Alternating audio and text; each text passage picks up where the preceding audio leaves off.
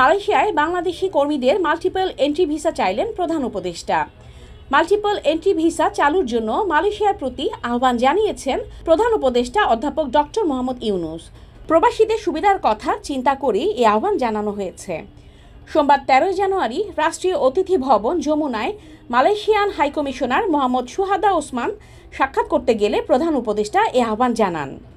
এ সময় দেশটিতে কাজে যোগদানের তারিখ অতিক্রম করা ১৮,০০০ বাংলাদেশি কর্মীকে পুনরায় সুযোগ দেওয়ার আহ্বান জানান প্রধান উপদেষ্টা। এ বিষয়ে হাই কমিশনার জানান, মালয়েশিয়া এবং বাংলাদেশের কর্মকর্তাদের সমন্বয়ে একটি যৌথ কারিগরি কমিটি প্রবাসীদের জন্য কাজ করছে।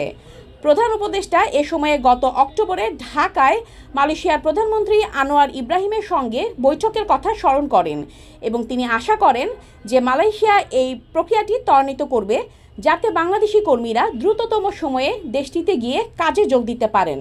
প্রধান উপদেষ্টা ১ জানুয়ারি আসিয়ানের সভাপতির দায়িত্ব গ্রহণের জন্য মালয়েশিয়াকে অভিনন্দন জানান।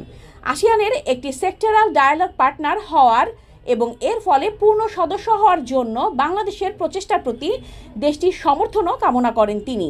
আসিয়ান দক্ষিণ পূর্ব এশিয়ার মর্যাদাপূর্ণ একটি প্ল্যাটফর্ম। এ সময় বাংলাদেশে বিনিয়োগ সহ বিভিন্ন স্বার্থ সংশ্লিষ্ট বিষয়ে মালয়েশিয়াকে এগিয়ে আসারও আহ্বান জানান প্রধান উপদেষ্টা।